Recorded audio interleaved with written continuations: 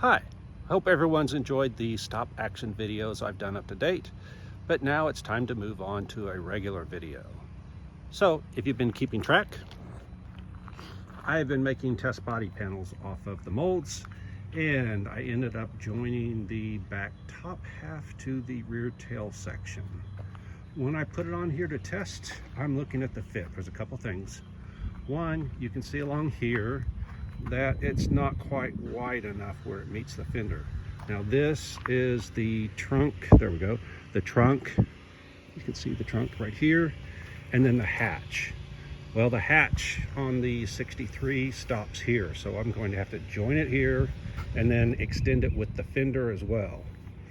The body lines don't meet, so if you look, there's where the back of the trunk is.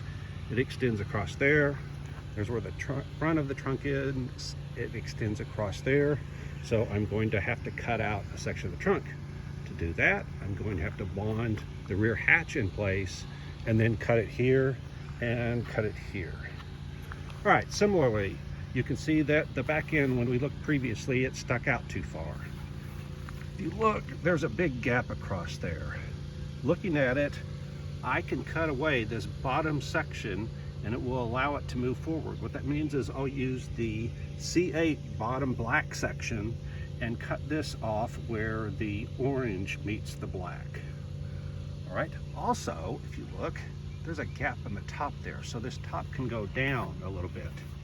You'll also notice, if I get this out of the way, that there's a pocket here for the hatch to go in. Well, the hatch is going to be flush here.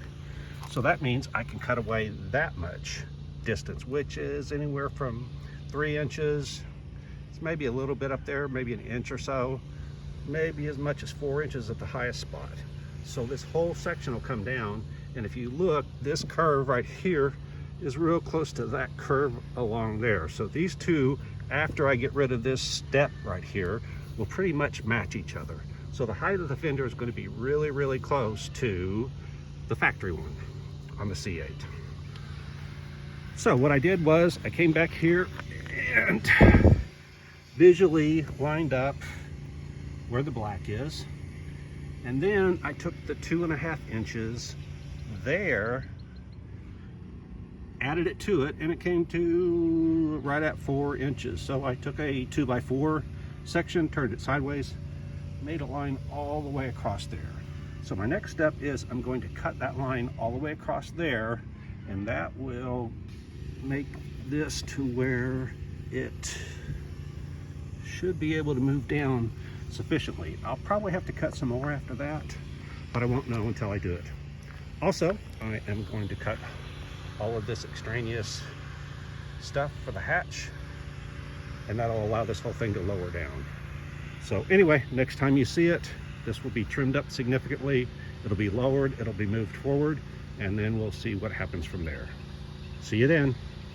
Bye.